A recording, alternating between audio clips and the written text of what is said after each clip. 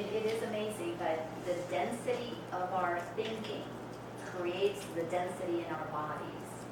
Illness, all of those things are simply denials of the energy that is eternal that I am, condensed and dense and expressing itself to get our attention.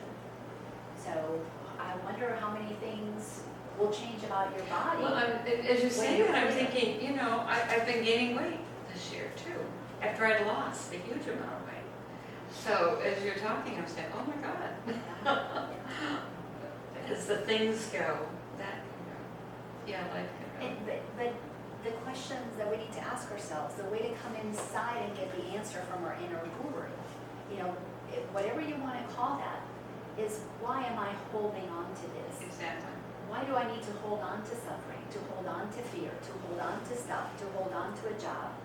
Because when I'm holding on to that, what the message I am giving is I don't deserve more than this.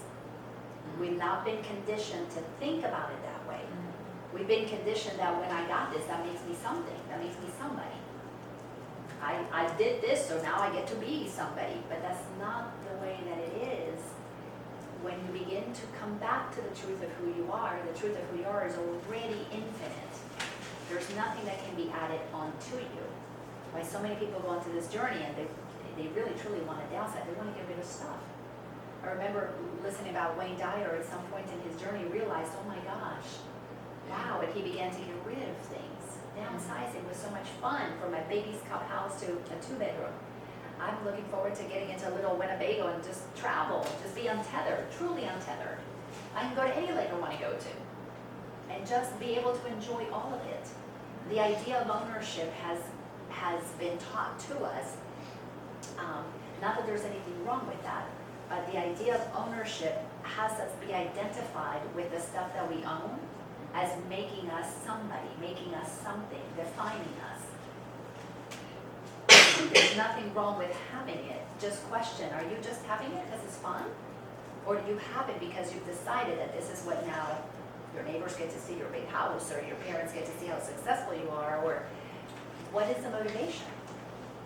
And if it is because you want to impress somebody, say, that's how I want to experience life, I want to impress people. And then open up and have a party and impress them big time.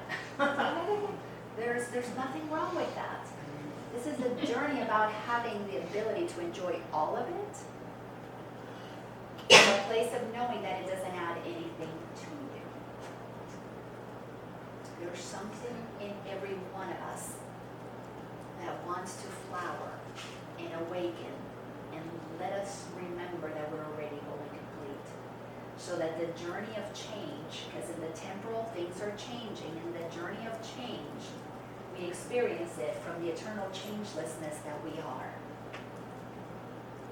It's like going to the amusement park. Life is like being in the amusement park. We signed up to come in. Sometimes it's going to be the scary roller coaster. Sometimes we're going to go through the love tunnel.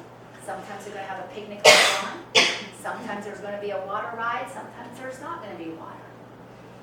How are you going to go through each of those experiences as what you are?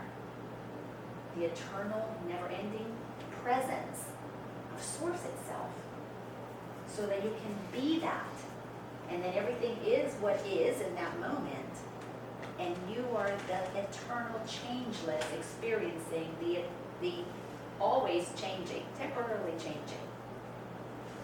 How much we've suffered in this wonderful country of plenty, how much we've suffered when we lose something, when we lose a job or lose a thing. How much suffering happens inside of us. And the suffering was necessary because it helped you see that you're not that stuff. If you don't see that, then you will suffer again, because you haven't realized that you don't have to suffer to get your lessons. So it is a crazy paradox. Suffering is an opportunity to see what you're clinging to, until you realize you don't need to cling to anything, and then you actually have access to everything. See, this energy is no specific thing.